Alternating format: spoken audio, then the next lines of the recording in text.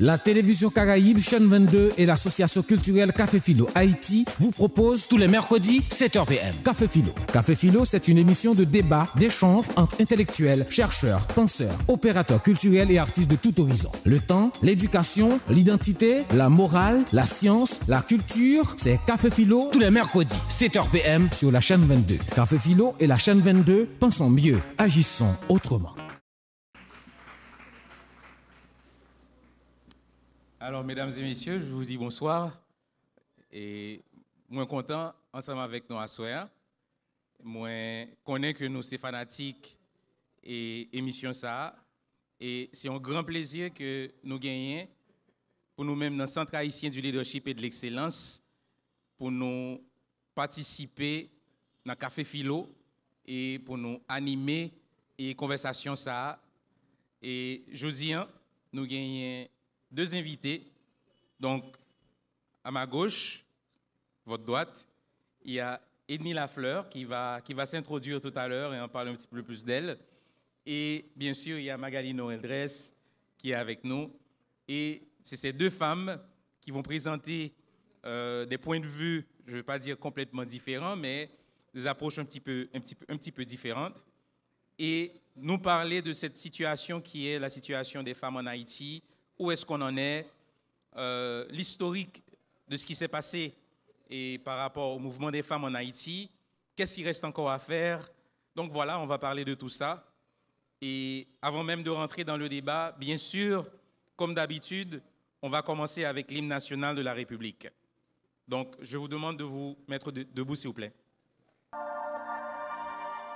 Le pays pour les ancêtres, marchons unis, marchons unis, dans nos empreintes de terre, du sol, soyons seuls maîtres, marchons unis, pour le pays, pour les ancêtres, marchons, marchons, marchons unis, pour le pays, pour les ancêtres, pour le drapeau, pour la patrie, mourir est beau, notre passé nous crie, ayez la Marguerite, mourir est beau, pour le drapeau, pour la patrie, mourir est beau, pour le drapeau, pour la patrie. Et bien sûr, nous allons également enchaîner avec la chanson fétiche de Café Philo.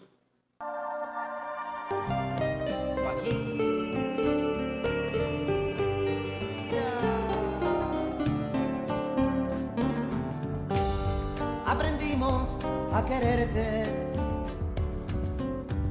desde la histórica altura, donde el sol de tu bravura le puso cerco a la muerte. Aquí se queda la clara, la entrañable transparencia de tu querida presencia, comandante Che Guevara.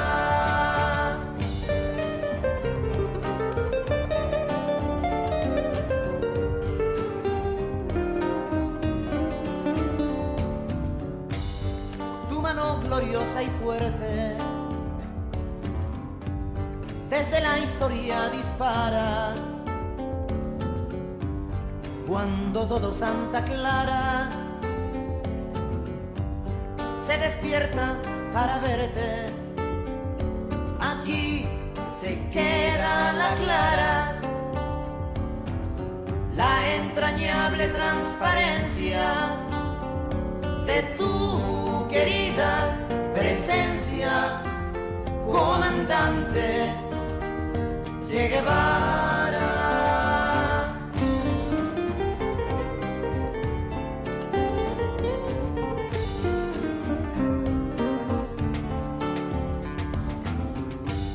Vienes quemando la brisa con soles de primavera, para plantar la bandera con la luz de tu sonrisa. Aquí se queda la clara, la entrañable transparencia de tu querida presencia, comandante Che Guevara.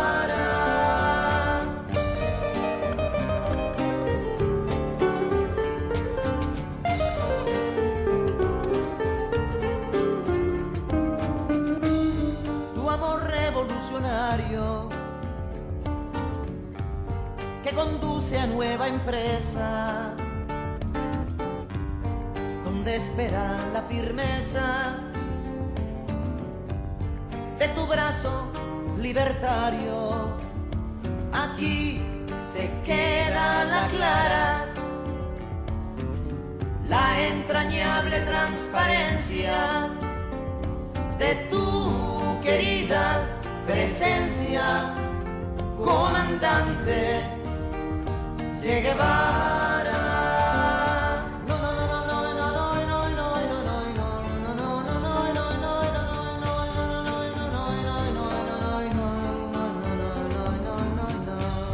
Seguiremos adelante, como junto a ti seguimos, y con Fidel te decimos,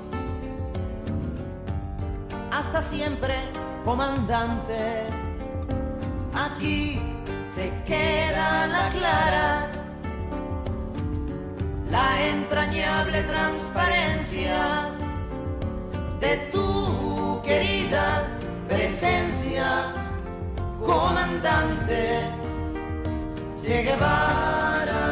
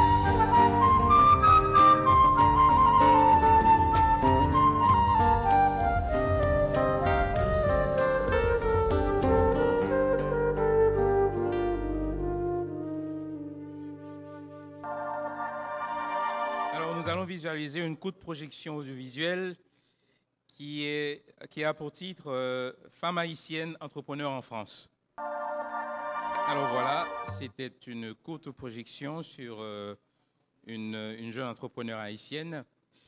Et là, on va enchaîner avec le programme. Jean-Moi dit nous allons parler de questions qui sont pour avec femmes parce que c'est en fait tout mois, c'est un mois qui est dédié aux femmes. On vient juste de célébrer la journée de la femme le 8 mars dernier. Alors, effectivement, ce n'est pas une célébration. C'est vraiment, comment dirais-je, c'est une journée pour, comment on l'aurait dit? Pour mettre les femmes à l'honneur. Oui, voilà. C'est surtout ça. C'est surtout la lutte qu'elles ont menée pendant des années. Voilà. Et moi, ce que je veux faire, c'est vraiment faire un petit retour très rapide parce que je pense que très souvent, on pense que, bon, voilà, et les femmes, elles sont arrivées parce que là, maintenant, elles sont égales aux hommes, ou soit les femmes, elles souffrent et voilà, il faut que quelqu'un vienne les sauver, etc. Mais il y a pas mal de travail qui a été fait, il y a pas mal il y a une lutte qui a été menée et je vais faire un petit rappel très rapidement. Et j'ai appris tout ça en faisant une petite recherche pour me préparer pour ce soir. Et ça me gêne vraiment, c'est les surprendre. Premièrement, je ne connais pas que fille pas de cas aller dans l'université pas avant 1933. En 1934, la Ligue féminine d'action sociale, LFAS, commençait lutte pour que les femmes soient capables d'intégrer tout domaine. En 1944, femmes ont commencé capables, si elles travaillent, qu'un cobio pour eux-mêmes. C'est-à-dire que c'est pour te remettre les à mari avant. En 1946, dans un débat, il y avait le sénateur Émile Saint-Lô et le sénateur Castel Demismin qui dit que si on voulait sortir pour le travail ou bien pour la liberté, c'est parce qu'ils sont prostituées dans le débat. Et ils sont mauvais mamans. Et c'est un monde que c'est l'Église catholique qui a poussé le fond série d'activités pour le libérer tête. En 1950, femmes haïtiennes, finalement, ont un droit de vote. En 1950. Mais, droit de vote ça, première fois que vous appliqué droit de vote ça, c'est en 1957, 7 ans après. Et ce qui est intéressant, c'est que ce droit de vote que les femmes ont eu, ironiquement, elle sera exercée la première fois en 1957 lors de l'élection de François Duvalier. Et bien sûr, on connaît François Duvalier. Après l'élection, très rapidement, il a arrêté tout ça et il a commencé à faire disparaître des gens, torturer, et surtout les gens qui faisaient partie de la Ligue. Et elles étaient les premières victimes de ce gouvernement. En 1961, le Code du travail affirme l'égalité des sexes en matière d'accès à l'emploi, de traitement et de salaire selon l'article 213 de ce code. Code lundi, pour un travail de valeur égale, la femme recevra un salaire égal à celui payé aux travailleurs du sexe masculin. On en parle depuis 1961. Bien sûr, Haïti ratifié un certain nombre de conventions, principalement la Convention sur l'élimination de toutes les formes de discrimination à l'égard des femmes. Ça a été signé en 1980, ratifié en 1981. Et l'article 2 de cette convention dit ceci. Au 3e alinéa, dit qu'on doit instaurer une protection juridictionnelle des droits des femmes sur un pied d'égalité avec les hommes et garantir le truchement des tribunaux nationaux compétents et d'autres institutions publiques, la protection effective des femmes contre tout acte de discrimination. L'article 15 affirme que les États partis reconnaissant à la femme l'égalité avec les hommes devant la loi.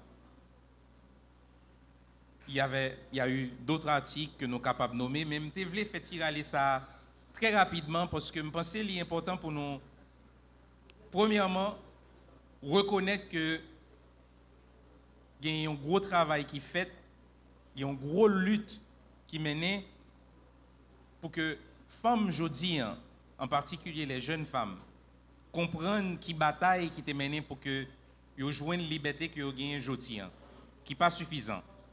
Mais il faut que nous reconnaissions que il y a des gens qui sont venus avant nous, qui mènent le lutte ça, qui permettent que nous soyons capables de tenir. Mais la lutte n'est pas finie et c'est nous-mêmes qui pouvons prendre la relève et continuer à batailler ça. Je vais enchaîner là pour que je passe avec Magali. Pour me commencer avec une question, Magali, peut-être premièrement, je vais demander pour introduire tout. Et puis, si vous êtes capable de parler un petit peu de expérience personnelle par rapport à ça que je suis mentionné là, si vous avez qui te frappé là-dedans par rapport à l'expérience par vous. Bonsoir tout le monde. C'est vraiment un honneur, un plaisir pour moi d'être avec vous. J'ai découvert un coin que je trouve qui va être un point de rencontre pour moi parce que je reconnais les gens qui sont extrêmement dynamiques, jeunes. Je me retrouve dans cette ambiance d'espoir. Donc, merci de l'invitation, Johnny. Je suis Magali Noël Dress, je suis chef d'entreprise. Je travaille à l'exportation de l'artisanat. Je travaille avec beaucoup de femmes. J'ai beaucoup de femmes dans mon organisation. 60% des employés de la Caribbean Crafts sont des femmes.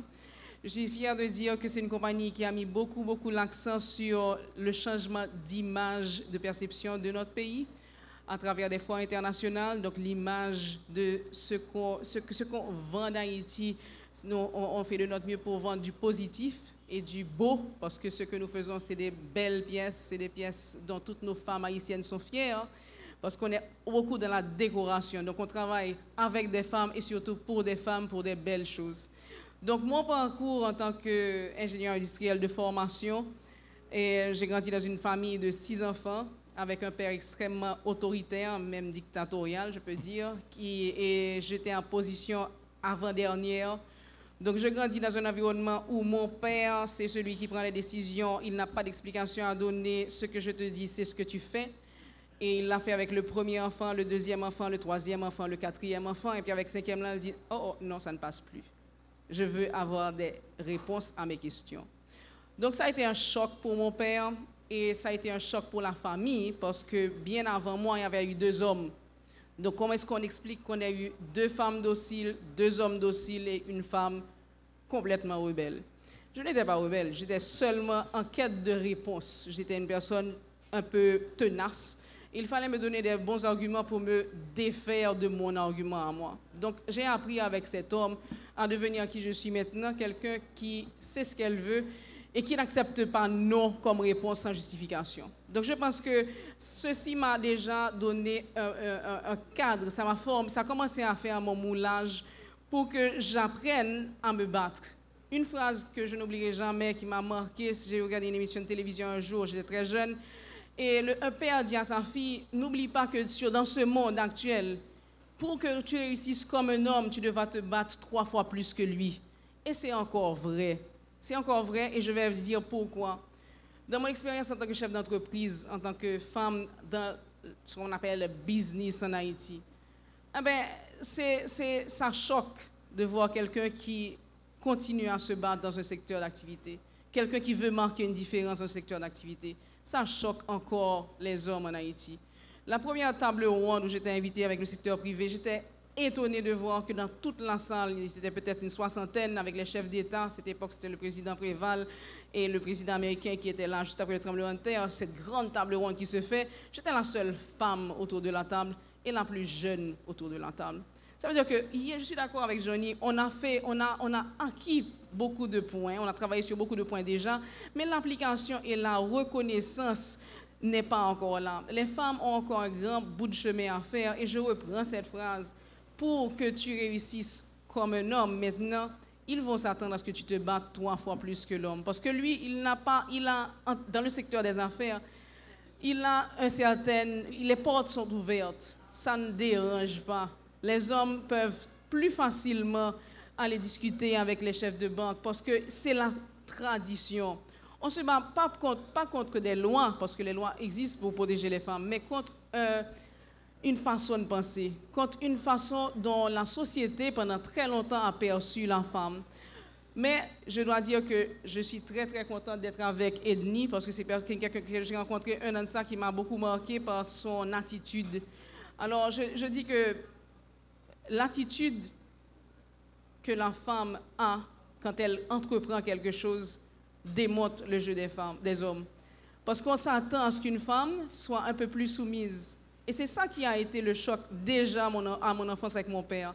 C'est la surprise. Pourquoi est-ce qu'elle est différente?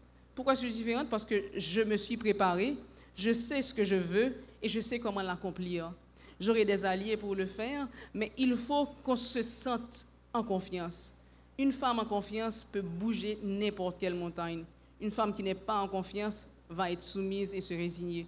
Je peux parler très longtemps, donc je pense que Johnny va me demander de m'arrêter. Non, pas du tout. En fait, avant de passer à Edny, j'ai peut-être une question qui m'est venue en tête. Et alors, il y a ce débat qui se fait sur le féminisme. Et très souvent, il y a la féminisme extrême, radicale, on dit. Mm-hmm. Et très souvent, on dit que les femmes qui sont féministes, elles veulent devenir des hommes. est-ce que en fait... Johnny, je suis très proche, ton ami, on se côtoie. Je n'ai aucune envie de devenir un homme. Voilà. Parce que, je vais vous dire pourquoi. Une femme a trop de chapeaux. Et j'aime chacun de mes chapeaux. Et toutes les femmes doivent aimer chacun de leurs chapeaux. Nous ne pouvons pas donner certaines de nos... je pense que c'est des cadeaux que nous avons. Et moi, je suis pour... pas l'égalité des femmes, mais pour qu'on admette la supériorité des femmes. C'est ce que je défends. Parce que nous sommes de loin supérieurs. Non, mais c'est vrai. C'est vrai. La femme, qu'elle soit haïtienne, moi je parle de la femme haïtienne, elle a un cœur en or, elle s'occupe de ses enfants, elle s'occupe de son mari, elle s'occupe de son entourage, elle s'occupe de recevoir, elle s'occupe de son image, elle s'occupe de sa compagnie, elle s'occupe de tout, elle s'occupe de sa maison. Moi, je ne confierai pas une seule de mes tâches à mon mari, je suis désolée.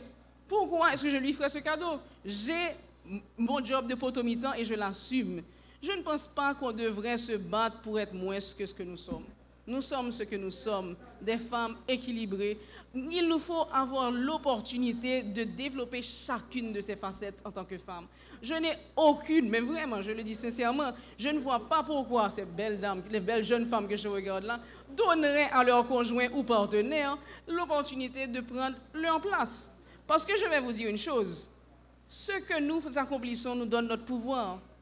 Le pouvoir que nous avons est illimité. Je sors de chez moi, c'est la débandade. Je reviens chez moi, tout devient à l'ordre. Donc c'est ça que nous devons savoir. Le pouvoir est entre les mains des femmes. C'est une question d'attitude. Quelle est l'attitude? Est-ce que toi, tu es en confiance? Est-ce que tu te regardes et tu te dis, je respire la confiance et j'expire le doute? Voilà ce qui fait la force d'une femme. Tu rentres quelque part et tu te dis, j'inspire la confiance, j'expire le doute et je continue à marcher. Je tombe et je recommence à marcher. Super. Et en fait, j'ai posé la question parce que c'était vraiment... On va passer aux questions éventuellement, je pense qu'il y aura pas mal. Mais je voulais commencer avec cette question parce que je voulais vraiment vider, comment dirais-je, il y a cette attitude qui dit que les femmes veulent devenir des hommes. Mais en fait, les femmes veulent être femmes, des êtres humains. Voilà. Qui sont différents, mais c'est comme ça. Avec tous les doigts qui nous reviennent. Voilà, exactement. Donc, c'est la première chose que je voulais commencer avec ça. Et je vais passer à Ednie Lafleur, qui est une jeune femme, une jeune économiste. Tu vas nous dire quelques mots de ce que tu fais dans la vie. Je m'appelle Ednie Emmanuel Lafleur, je suis économiste. J'ai étudié au CTPEA. Et c'est là que j'ai intégré le club AGUF, j'étais vice-présidente. Le club AGUF a été créé par Mme Whitland Borga, qui n'a pas pu être avec nous ce soir et que je remplace. Donc, dans quelle optique que ce club a été créé? C'est parce que Mme Borga, à cette époque, et ses consoeurs également, ont vu qu'il y avait un manque d'intégration des femmes qui sont sous-représentées au CTPEA dans les activités para-académiques. Donc, elle a voulu en quelque sorte vraiment faire en sorte que les femmes se sentent intégrées au CTPEA. Donc, CTPEA, c'est pour les gens qui ne connaissent pas, parce qu'on a... Oui, le CTPEA, c'est le Centre de technique de planification et d'économie appliquée. Donc, nous avons 3 filières, la planification, les statistiques et l'économie appliquée. Prééminente quand même, hein, en Haïti, sur l'économie. Ouais. Oui, donc, oui, je suis également membre du comité d'AGUF Haïti. Bon, AGUF Haïti se veut une association à plus grande échelle qui promeut l'intégration des femmes dans le milieu du travail par des activités de mentorat, par un accompagnement vraiment de la femme après l'université au marché du travail. Donc, une jeune femme qui va intégrer le marché du travail. Tu viens d'entendre Magali parler de son parcours, de son expérience. Tu vois ça comment, toi? Je pense que c'est difficile. C'est difficile, pas dans le sens comme des compétences. Parce que si j'ai pu être diplômée, et j'ai fait beaucoup d'efforts, c'est que j'ai des compétences. Et il y a beaucoup d'autres jeunes femmes qui ont pu le faire également. Mais je pense que le milieu du travail, la première difficulté, c'est l'environnement au sein même du travail. On se pose beaucoup de questions. Est-ce que je serai en sécurité? Comment sera le personnel là-bas? Et surtout, quelle sera l'attitude des hommes vis-à-vis de moi? Est-ce que je me sentirai en sécurité? C'est ça la question à chaque fois. Est-ce que je suis en sécurité? Parce que dès qu'on baisse les gardes, on prend le risque d'être victime en quelque sorte. OK. Si tu me permets, Johnny, j'aimerais ajouter une chose. Quand moi, j'étais à la place de mes amis, ça fait très longtemps à la sortie de l'université, je n'ai pas voulu me lancer dans l'artisanat, l'export tout de suite. Je voulais faire une expérience en tant qu'ingénieur industriel dans une industrie. Pour moi, il fallait que j'aille dans la sous-traitance. Et je vais partager une expérience que j'ai eue qui m'a marqué.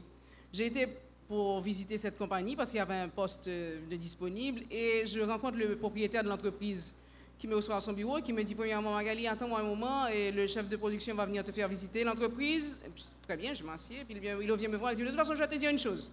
Sache que tu as besoin de moi, je n'ai pas besoin de toi. Ah oui. Voilà. Donc, je te rejoins sur le point, est-ce qu'on sera en sécurité dans son environnement? C'était mon expérience, ma première expérience. Et là, je me suis dit, très bien, j'encaisse et je fais le tour avec le chef de production. Le chef de production me ramène dans son bureau, je lui dis, écoutez, monsieur, je vais vous dire une chose. Vous n'avez pas besoin de moi, mais moi non plus, je n'ai pas besoin de vous. Et je suis sorti, il ne l'a jamais oublié. Il m'a rencontré des années plus tard, il m'a dit, je savais que tu étais quelqu'un qui allait réussir. Parce qu'il ne faut pas qu'on accepte n'importe quoi d'un homme, même pas parce qu'il est un chef d'entreprise. Bon, oui, je te rejoins, Magali. Il y a des choses qu'on ne doit pas accepter. Non. Que ce soit venant, excusez-moi, mais de ses parents, de l'école, de l'environnement au travail. Il faut se dire que je suis une personne à part entière avant tout. Je suis un être humain avant d'être une femme. Je pense que ce qui m'a le plus poussée à avoir cette attitude, à devenir une jeune activiste, c'est le fait que dès mon plus jeune âge, j'ai vu la différence qu'il y avait entre moi et un jeune garçon. Le jeune garçon, quand il est turbulent, il est vif, il est égayé, il est appelé à être un grand leader, à occuper de grandes responsabilités dans la fonction publique. La jeune fille, quand elle est éveillée, elle est, je ne sais pas, on dit qu'elle est, excusez-moi l'expression, désordre, qu'on voit déjà qu'à la puberté, on ne pourra pas la contrôler parce qu'effectivement, il y a toujours un renvoi à la puberté, à la jeune femme, quand elle commence à devenir une femme, vu qu'elle a un certain comportement, donc ce qui fait ça, on la met de côté. Mais il n'y a jamais vraiment eu des remarques du genre « Ah, tu peux devenir quelqu'un vraiment d'important, tu as des potentialités. » Je pense aussi que déjà à l'école, il y a un travail qui n'est pas fait. Le fait de dire que les filles sont plus paresseuses en sciences, c'est de chercher des excuses. Parce que le jeune garçon, quand il a des faibles notes, on n'en fait pas toute une histoire. Il apprend les mathématiques et c'est tout. La jeune fille, quand elle n'arrive pas à réussir ses examens de mathématiques, on dit que les sciences, ce n'est pas fait pour elle. Mais on ne va pas plus loin. On ne dit pas qu'il y a un autre accompagnement à faire. On nous met dans des cases. J'ai toujours eu l'impression, déjà plus jeune, qu'on me mettait dans une case malgré moi. Et dans un sens, Madame Dresse, je ne suis pas d'accord avec toi quand tu dis que tu ne céderais pas tes responsabilités. Moi, je vais beaucoup plus loin. Les responsabilités doivent être partagées pas parce que je ne sais pas, que je suis mariée ou quelque chose d'autre. Les responsabilités doivent être partagées parce que nous sommes tous les deux impliqués. Nous sommes tous les deux impliqués dans le sens que nous sommes mis ensemble pour avoir des enfants.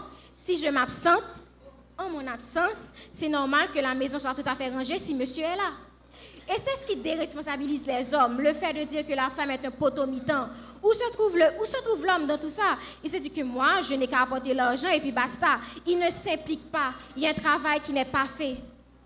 Alors, on va aller sur ce point.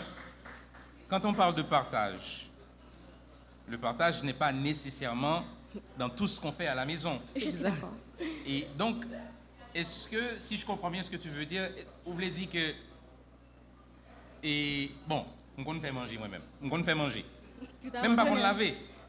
Est-ce que parce que moi-même avant nous mariés, pas qu'on laver, mais parce que nous mariés 50-50, mais ou même qu'on laver, faut qu'on lave. Non, pas forcément 50-50. Je pense, oui. Je vais un petit peu rectifier parce que je pense qu'on a pris à l'extrême ce que j'ai dit. Le partage, pour moi, je vais dire ça un petit peu en anglais, ensuite je dirai en créole. Where you are your best, don't give it up. Mon mari est le best dans tout ce qui est technique, générateur, machinerie. Ça ne m'intéresse pas. Je parle de ce que je sais faire en tant que femme, ce que j'ai comme atout. Je ne céderai pas ça. Pas parce que je veux être légale de mon mari pour lui dire machine ne prend pas une balle, levez pas, ça ne m'intéresse pas. Donc je ne suis pas en compétition avec un homme. Je veux que tu comprennes bien mon approche. Je ne fais pas de concurrence à mon mari. Je veux que là où il est fort, il reste fort. Là où moi je suis fort, je garde ma force. Et qu'on aille plus loin et plus vite. À force de se battre et de faire des compétitions, on ralentit la famille. Je pense que le rôle de la femme qui a une approche un peu plus psychologue qu'un homme a une certaine capacité de communiquer et d'influencer. Que ce soit le mari, que ce soit l'enfant. Bien entendu, tout ça reste discutable. C'est un cas par cas. Je n'ai aucune baguette magique et je ne suis pas formée pour vous donner ce genre de conseils à 100%. Moi, je parle de mon expérience. Et là encore, je suis contre cette compétition pour l'égalité sur tous les points. Ça ne marchera pas. Ça ne fait qu'affaiblir et ça te prend un temps pour éduquer ce monsieur. Tu vas passer un temps à éduquer quelqu'un, à lui demander de faire une chose qu'il ne veut pas faire, qu'il n'est pas disposé à faire et qu'il n'a pas été éduqué pour faire. Ça va arriver avec d'autres générations. Mais pour le moment, il faut qu'on avance, il faut qu'on ait de l'ordre dans cette société. Moi, je passerai plus mon temps à former ma fille, j'ai 2 filles, à leur dire que le sky is the limit. Je ne vais pas attendre que l'école fasse ce travail. Ce travail, c'est mon travail. Tu as parlé de l'école tout à l'heure qui devait faire un travail au niveau de renforcement de l'estime de la femme pour qu'elle ne soit pas dans une case. C'est la mère qui doit le faire. Une enfant qui voit sa mère réussir, qui voit sa mère se battre, qui voit sa mère tenir tête à un homme, qui voit sa mère indépendante, ne sera pas dépendant d'un homme. Alors là, le débat est Oui, vraiment... j'ai la possibilité d'interagir. Donc oui, je ne suis pas non plus d'accord avec cette histoire de compétition entre hommes et femmes. Je ne pense pas non plus que c'est ce que vous avez voulu dire. Mais je pense qu'il est peut-être temps d'ouvrir les horizons à l'homme et à la femme. C'est vrai. Tout à fait. Donc, Johnny a dit tout à l'heure qu'il savait faire à manger et si sa femme s'est lavée, vice-versa. C'est tout à fait possible. Il n'est peut-être pas question de 50-50, je ne le dis pas non plus. Mais autant mettre ses services au don du ménage. Autant apprendre à un jeune garçon que si sa sœur peut faire à manger, peut laver, peut être indépendante à la maison, qu'il le peut aussi. Il faut au moins qu'il essaye. S'il n'essaye pas, il ne saura jamais s'il le peut. Donc toi, ce que tu proposes, c'est de dire que voilà, j'ai des enfants et je vais former mes enfants quelque part à égalité. Oui. Oui. Et je pense que on serait d'accord. C'est tout à fait normal. Et c'est là que je dis que c'est une question d'éducation. Donc on parle exactement le même langage. Là, dans une famille, c'est pas normal que les femmes soient encore élevées à la poupée et l'homme pour le marché du travail. Ça n'a pas de sens. Donc c'est des opportunités, comme je vous l'ai dit au début, qui doivent être données aux deux. Et mettre l'accent un peu plus sur la femme qui a été pendant trop longtemps conditionnée pour être quelque chose de très dans une case, comme elle a dit tout à l'heure. Et vas-y. Je voulais dire également à Magali que l'école a une grande incidence sur la formation d'un jeune. C'est vrai qu'il a comme repère ses parents, mais l'école joue également un grand rôle. Déjà, je ne sais plus s'il y a toujours ça à l'école, les cours de formation humaine, surtout si vous êtes dans une école religieuse, les cours de catéchisme. Ces cours aussi participent au psychique et aussi à la psychologie de l'enfant. Donc, si un enfant n'est pas suffisamment fort, il rentre inévitablement dans une case. Peut-être même sans s'en rendre compte. Mais c'est là que nous ne pouvons pas remplacer le rôle du parent qui va voir ce genre de distorsion au niveau de l'enfant. C'est-à-dire que je ne peux pas, en tant que mère, voir que mon enfant est en train de gober des bobas à l'école et ne pas réagir. C'est-à-dire que je ne peux pas non plus dire que c'est la faute de l'école. Moi, j'envoie mon enfant à l'école, oui, il y a des choses que l'enfant va apprendre. Et n'oublie pas, il y a une grosse influence sociale aussi. C'est pas seulement ce que l'enfant apprend de l'éducateur vers l'enfant, il y a aussi tout l'environnement social dans lequel il évolue. Mais c'est à moi, en tant que parent, d'être là et d'avoir des garde-fous pour dire non, oh là, basta, ça n'ira pas. Plus loin que ça, je ne peux pas te laisser embobiner par ce genre d'approche. Donc là encore, on se rejoint parce que c'est vrai qu'on absorbe beaucoup de l'école et de l'environnement social, mais le rôle de garde-fou revient encore à l'unité familiale et à la mère, plus ou moins, parce qu'elle est la plus capable de communiquer et de transmettre. Moi, j'ai une fille, j'ai dans une école, elle était dans une école, bon, je ne vais pas donner le nom, et il se passait des choses qu'on n'appréciait pas. On n'appréciait pas. Et on a pris la décision de dire que nous, on ne veut pas que notre enfant soit dans cet environnement, et on l'a enlevé. Donc il faut que les parents reconnaissent et se disent, voilà, qu'est-ce que je veux, voilà, qu'est-ce que je veux. Non, bien sûr, on peut pas donner son enfant à une école. Mais pour retourner au sujet qui est surtout bon, je ne veux pas dire l'émancipation, mais je veux dire les opportunités qui existent pour les femmes, je retourne vers toi. Oui. CTPEA. Est-ce que lors de commencé CTPEA, soit la caille où tu joins peut-être pas parents parce qu'on va aller, mais dans l'entourage qui te dit que comme jeune fille, ça va faire CTPEA, sur l'école économique, etc., suggérer quelque côté où aller. Est-ce qu'on t'a fait expérience là? Oui, totalement. Je pense que quand vous finissez vos études classiques, en tant que fille, on vous dirige tout de suite vers les filières types. La médecine, le droit. Il n'y a pas beaucoup de choix, vraiment. C'est plus la médecine et le droit. Je n'avais aucune envie de faire des études de médecine. Et le droit, ça ne me disait pas vraiment grand-chose, non plus qu'on est en Haïti. Et quelqu'un m'a parlé du CTPEA. Bien sûr, on m'a dit que oui, qu'en pile mathématiques et que pas qu'en pile filles en bas et que il faut comme te méfier, il faut doubler de précautions, etc. Donc, en plus, c'est en bas, c'est en ville. En plus, c'est en ville. Et on m'a regardé, on m'a dit, mais tu ne vas pas survivre.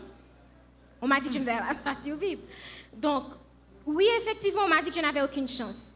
Oui, effectivement, on m'a dit que les filles, pour la plupart, n'ont aucun talent ou aucune aptitude vraiment pour les sciences. Et j'ai fait comme j'ai toujours fait. Je n'ai pas prêté attention à ces remarques. Je me suis battue tous les jours. C'est vrai que j'avais des faiblesses, mais je me dis toujours que c'est bon de connaître ses forces. Admettez-le là. Mais c'est encore mieux d'identifier ses faiblesses.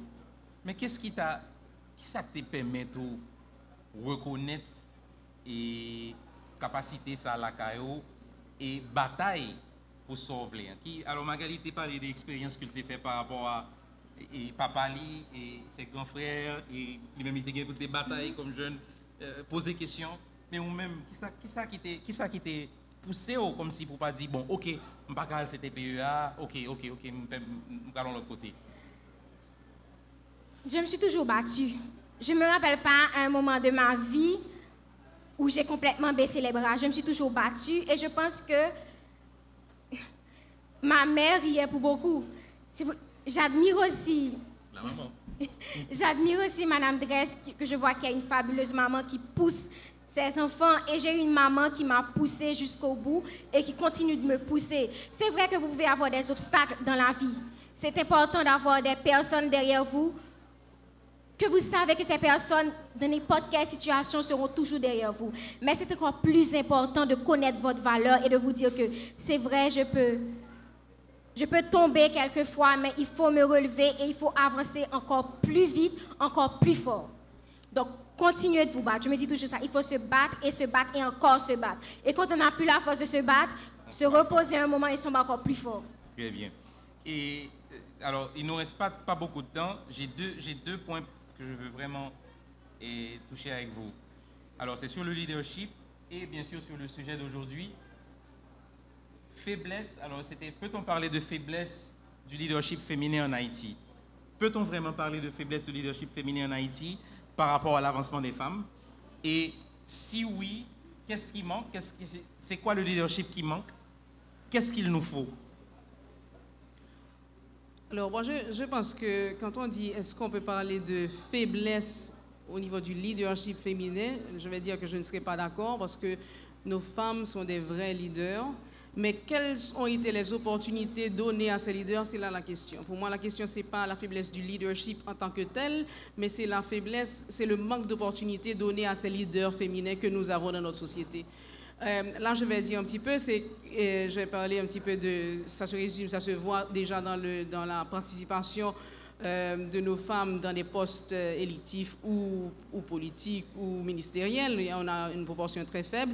Mais ceci n'est pas lié au fait que nous n'avons pas des femmes comme ethnie. C'est une personne que je vois, que je sens qui a une passion, qui a un dynamisme, qui a une détermination. C'est quelqu'un qui va certainement aller très loin comme femme. Mais elle est dans un contexte un peu déjà avancé. Mais si on devait se regarder 20 ans de ça, on avait encore beaucoup de réticence au niveau de la chose d'État politique, surtout pour les femmes. C'est-à-dire que c'est ce manque de confiance, de mise en confiance qui n'ont pas permis à ce leadership féminin d'être vu, accepté et d'être présent. Je pense que ce qu'il faut maintenant, c'est un travail qui doit se faire à travers plusieurs institutions. Je pense que Clé est en train de faire un travail extraordinaire en répertoriant ces femmes leaders et en encadrant ces femmes leaders, parce qu'elles doivent se battre contre se battre pour un changement de mentalité et pour leur acceptation. Parce que, je dis toujours, ces places sont occupées par des hommes et ils ne veulent pas les céder. C'est dans la loi, mais est-ce que vraiment les hommes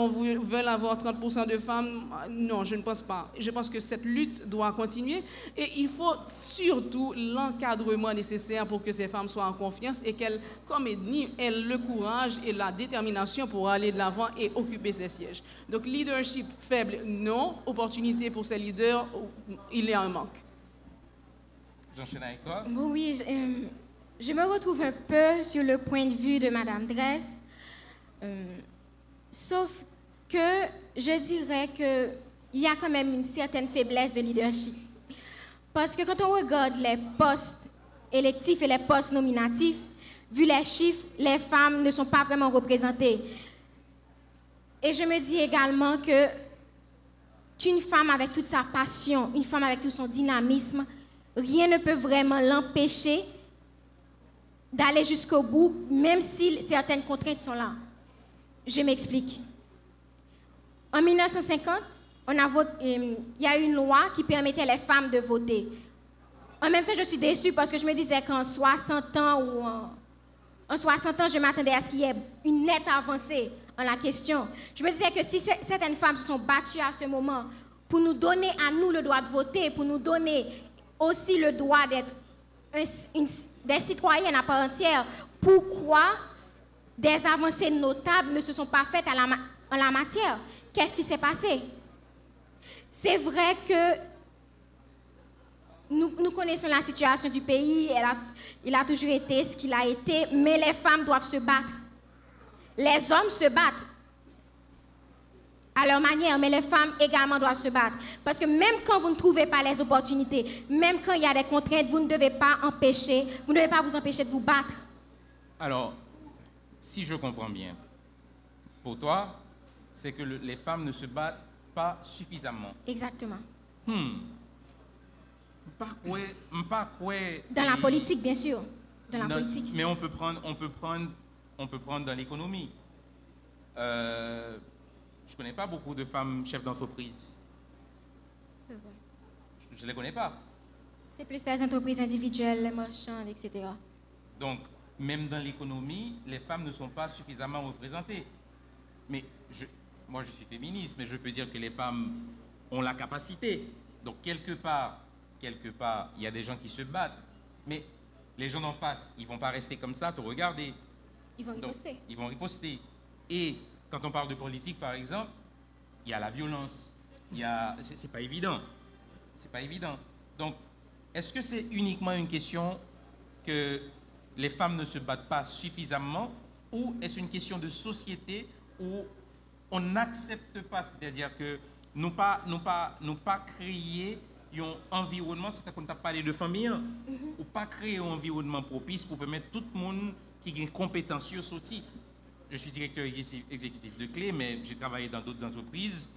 On travaille dans le leadership. L'idée de leadership, c'est de se dire, j'ai une équipe qui a des forces et des faiblesses, et où est-ce que je vais mettre dans le football, c'est la même chose. Où est-ce que je vais mettre mes joueurs qui ont plus de capacité? Donc c'est cette idée de dire, m'a fait payer. Et pour exemple, on a dit que c'est comme si nous jouons en équipe football, et puis nous prenons et Luka, Cristiano, Messi, Mbappé, Salé, nous mettons toutes nos équipes et puis après ça nous prenons l'équipe Bahamas là, nous mettons jouer, nous mettons devant. C'est pas possible. Donc il faut absolument que nous créions un environnement qui permette que mesdames qui bataillent, mais toutes mesdames qui ont opportunité pour avancer côté ouvrier. Donc je pense qu'on nous fait signe. Oui. On peut continuer. Bon. Non, Qui peut pas? Ok, vas-y. Bon, oui. Je dois dire d'abord que lorsque vous voulez quelque chose, on ne vous le donne pas ou on vous le donne difficilement, vous le prenez. Aussi simple que ça. Ok. C'est ça la lutte également. Au départ, on ne voulait pas accorder à la femme le droit de vote. Elle s'est battue pour l'avoir et les gens ont cédé. Si vous ne vous battez pas, vous n'aurez jamais ce que vous voulez. Même si la lutte doit prendre 10 ans, même si elle doit prendre 15 ans, vous vous battez.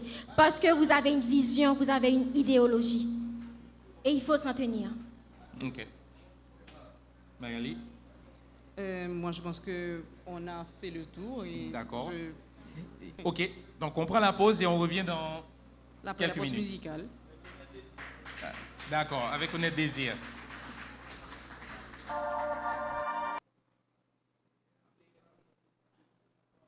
Émanise Saint-Île, c'est ça? Émanise Saint-Île, Murat Fortuné, Roberto Desjans et Wolgens Régis. Donc voilà, on va passer aux questions.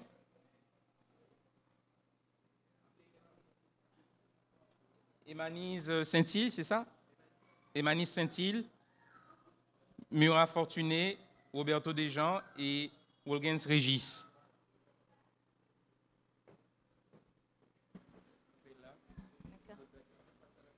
D'accord. Bonsoir tout le monde. Bonsoir. Alors, je suis Emmanuel Saint-Île. Alors, je l'ai dit au monsieur. Alors, je n'ai pas une question, mais plutôt quelques mots à dire. D'abord, je tiens à féliciter les panélistes. Je vais commencer pour dire que je suis d'accord avec Madame Dress. On a des chapeaux qu'on ne doit surtout pas négocier. Et je suis également d'accord avec mademoiselle qui dit que quand on a quelque chose, quand on veut quelque chose, on se bat pour l'obtenir. Cependant, moi-même, je vais approfondir le débat en disant que nous, les femmes, on a un devoir. Clara Zetkin a eu quelque chose en tête. Elle a su se battre pour quelque chose de bon. En Haïti, c'est vrai, on lutte pour l'égalité des hommes et des femmes, mais on doit faire quelque chose. Parce que nous, il y a une sorte d'hypocrisie. Ça, on doit enlever ces choses. Comment comprenez-vous la même femme qui, derrière les caméras, disent « Oh, le harcèlement sexuel, etc. » Mais c'est cette même femme, arrivée à un bureau, elle est nommée secrétaire, elle porte des mini-jupes pour harceler le patron. Je ne vais quand même pas marginaliser les femmes. Je ne vais quand même pas dire que les femmes ne sont pas bonnes. Mais il y a un travail à faire. Il faut agir. Il n'est pas question de se battre entre nous, parce que le problème, on est humain, le problème doit résoudre entre les hommes et les femmes. J'ai mon mari, on doit faire des compromis.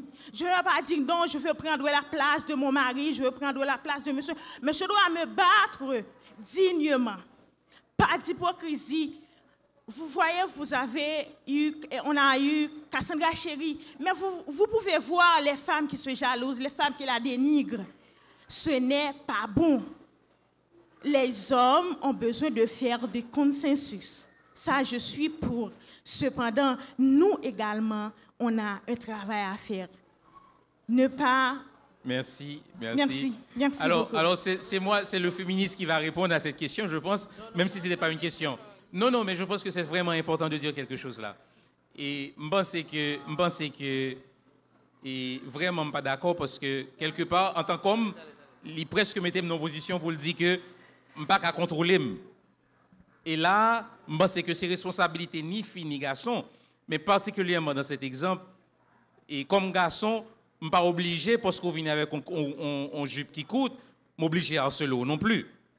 Donc, je ne suis pas fin trop d'accord. Mais on continue avec les questions et puis on pourra faire les réponses, donner des réponses. Bonsoir tout le monde. Je dis bonsoir aux panélistes. Première question, je m'a posé la Madame Grèce.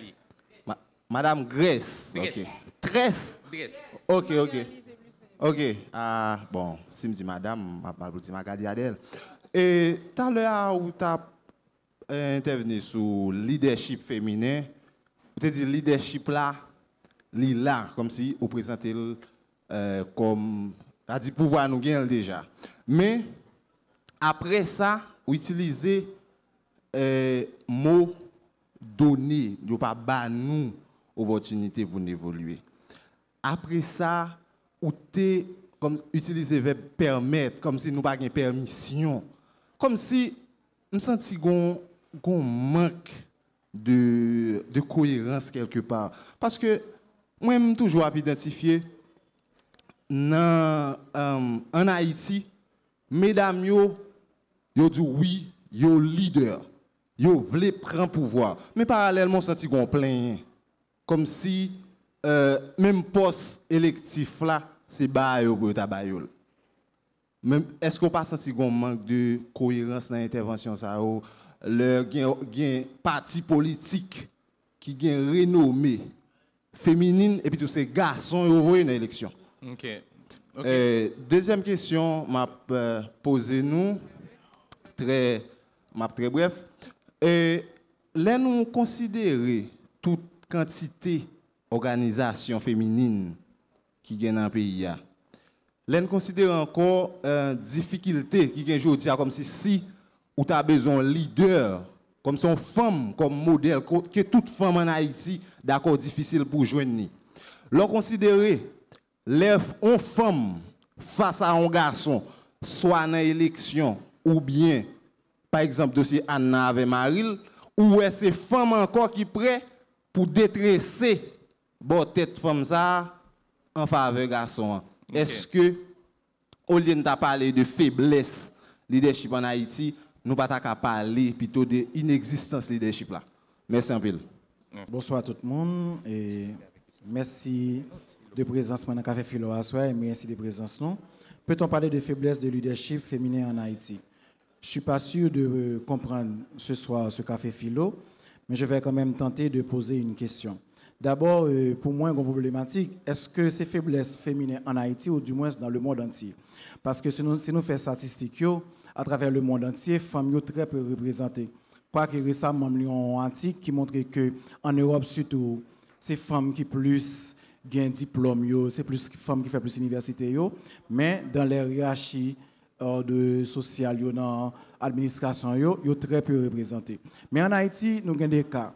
Par exemple, les collègues là se posent des questions, on dit, moi, mon cas que demoiselle Géralda, qui est députée en dans la chambre des députés, qui mourit de manière accidentelle, que la main publique fait claironner des bagailles sous lui. Jamais pas des femmes qui ont revendiqué de ça. Ils ont quitté à l'aisement que Steven Benoît a porté paternité, question salaire minimum. Non. Pourtant, tout le monde connaît, ce n'est pas Steven Benoît qui était le premier monde qui énonçait question salaire minimum. Non. Pourtant, jamais on n'a aucune condition féminine pour existence à ça. Deuxième bagaille, collègue là, c'est dans la question Anne qui est magistrat. Anne magistrat, les bat par un nègre, etc. Il y a des femmes qui font sortir des notes qui peuvent porter une revendication pour dire ça que fait la patte de fête. Mais ça ne va pas même dire au mois, même femme ça a quitté la lutte là, il y a l'onde c'est Petro-Caribé, et ça m'a dit, je pense que les gens connaissent ça. Il y a l'onde c'est Petro-Caribé parce que, en dedans de ce Petro-Caribé, selon la Jean Laria dit là, il y a un secteur privé qui a financé. Parce que Jean-Baptiste a dit à côté de l'eau à couler puis frais, c'est l'ambralé. L'autre l'a dit côté plaisir, il a l'ambralé. Mais par rapport à la précarité, c'est l'ambralé. Est-ce que vraiment, question, pas ta doué ouvert de manière globale, pour nous dire, non, est-ce que par un problème de question leadership féminin à travers le monde. Pour qui ça nous fait en Haïti, pendant ce temps que Haïti toujours non démarche l'ombrage. C'est ça qu'a fait là-bas, où nous essayons de copier. Voilà. Merci. Merci, bonsoir. Et me féliciter toute intervention. Et me féliciter dernière question tout parce que les gagnants ont un bon petit rapport avec ça me devrait le dire. Hein. Je pense que questionner le leadership des femmes en Haïti, suivant deux interventions, nous t'avons fait une comparaison en bien ou en mal, ou bien, pas connaître, soit en garçon ou en fille, généralement pour tous les deux. Cette question de complémentarité, que madame pas d'accord, que ou même d'accord, il n'y a aucun problème. Mais je pense qu'il faut aller à la base. Si l'on veut faire une lutte sérieuse sur la question même du féminisme et même dans le leadership. Aller à la base veut dire quoi? C'est aborder, je veux dire, à mon sens, une question d'historiographie en ce qui a trait au nom des idéologies. Un bon exemple. Pour ça, les féministes haïtiens, ni garçons qui prônent aux féministes pour qu'ils aient visibilité, ni filles qui disent aux féministes pour qu'ils aient visibilité, ils n'ont pas jamais questionné le fondement nominal des idéologies, comme quoi Socrate n'a rien écrit, il y a le socratisme, tandis que Rosa Parks, tandis que Alexandra Kollontai, tandis que Hannah Arendt, elles ont fait tant de choses, mais il n'y a ni le parxisme pour Rosa Parks, ni le kollontaïsme pour Alexandra Kollontai, ni l'arendtisme, sauf Proust, bien entendu, qui a parlé de certains arendtismes, etc., qui ont porté plus ou moins politique. Alors que si nous voulons comprendre l'idéologie, puis bien notre travail femme ça yo ta doué yo digne pour que yo ta des idéologies qui fait sous nous yo et que nous-mêmes personnellement, je parle d'une manière générale et que nous-mêmes c'est pour une question de visibilité, une question d'argent, etc., de job, mais jamais le fondement idéologique. Pourquoi jamais on a questionné cette question des idéologies sur les noms des femmes qui ont travaillé? Merci. Alors, je vais commencer parce que je crois que la question de Mura Fortuné, c'était pour moi. Et que je parlais du leadership féminin, dit que les femmes sont des leaders, mais au niveau de mon intervention, j'ai parlé d'opportunité et de permettre, comme ces deux mots-là qu'il a retenus, qui sont en contradiction, je ne sais pas. Alors moi, je vais éclaircir un petit peu mon point de vue. Opportunité, je ne dis pas que je demande à un homme de me donner l'opportunité. L'opportunité peut être créée à travers nous comme groupe de femmes pour réclamer nos droits. C'est-à-dire que je pense que la société telle qu'elle est fermée pour garder les choses dans un statu quo. Et quand on parle de permettre, je pense que ce que je veux dire, et je vais être très clair là-dessus, c'est que les postes qui sont occupés par des hommes ne seront pas cédés. Ce ne sera pas donné. C'est-à-dire qu'il faut qu'on arrive à rétablir l'équilibre, mais ça doit se faire pas. Je ne pense pas que ça va se faire comme ça, ce sera un cadeau d'un homme. C'est pas moi demander au monde bon place ou, mais si j'ai compétence là, faut que la société a permettre moi gagner place ça, faut que j'ai droit gagner place ça, faut tout un système qui met en place pour que m'éligible pour place ça. C'est pas parce que je suis une fille que je ne peux pas gagner. Donc c'est tout un travail de mentalité pour faire pour que femmes haïtiennes là émerger. C'est pas comme si nous parlons de lutte seulement, mais nous avons un changement de mentalité ça et qui est extrêmement lié à l'éducation. Donc moi c'est que moi si j'étais choqué, c'est pas parce que je pensais que je vais nos garçons mon chance, c'est pas ça du tout, d'ailleurs pas une attitude pour ça. Et ma boue dit encore, je pense que les femmes haïtiennes sont les leaders parce que c'est des gens qui ont mené un groupe, qui ont joué des rôles extrêmement importants, qui ont des capacités pour faire là, ils ont montré dans tout secteur d'activité économique, ils ont dégagé, ils n'ont pas chité nos garçons pour montrer un business pour eux, même si c'est un petit business tout petit comme ça, ils ont structuré, ils ont monté des affaires, ils ont battu, il y a une bataille. Donc ma boue dit encore, leadership là, nous avons un sens de leadership là, nous avons mené, nous avons travaillé pour que nous menions un groupe dans la société, mais nous ne sommes pas capables de dire que nous avons une opportunité dans l'environnement actuel là, pour que les femmes jouent un rôle à 100% je dois jouer. Je crois que ça c'était la première question. Deuxième question. Oui, je vais réagir. Je ne me rappelle pas exactement qui avait fait l'intervention. Je sais qu'il avait un maillot blanc. il disait que les mêmes féministes qui étaient, non, les mêmes femmes qui défendaient Anne au départ, ce sont elles encore qui la lapidaient. Alors je suis assez contente qu'il ait fait cette remarque parce que moi aussi j'avais fait la remarque, c'est qu'on est prompt dans notre société à juger les femmes. Un homme l'aurait fait, il s'en serait sorti, mais nous sommes prompts à juger les femmes. La mairesse a été victime, il fallait que l'assaillant soit puni, indépendamment qu'elle ait eu ses torts ou je ne sais plus quoi, c'est sa vie privée. La société nous met dans une telle situation que les hommes sont prompts à juger les femmes, mais nous aussi, en tant que femmes, nous nous jugeons tout le temps. Si je suis victime, point barre. Il n'y a pas à chercher plus loin. Je mérite réparation. Alors, je suis contente qu'il ait fait la remarque.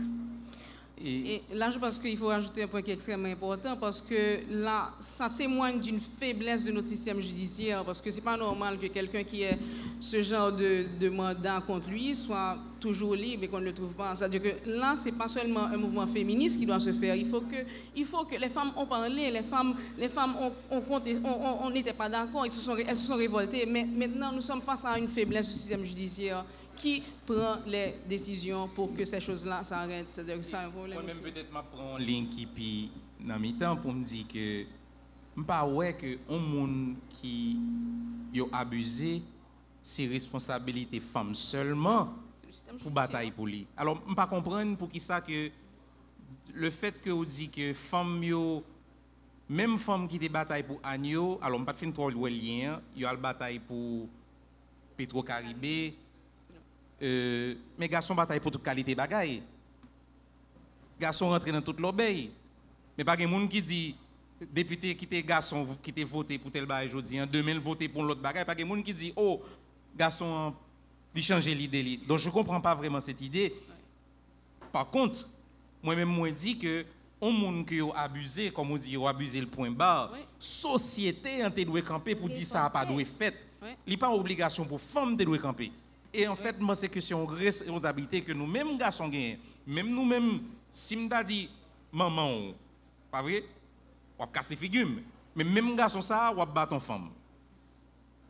Si nous avons rentré dans maman, on va prendre moins dehors, mais même garçon, ça, on va battre Anne, ce n'est pas problème garçon, c'est problème féministe qui pourra le camper pour Anne.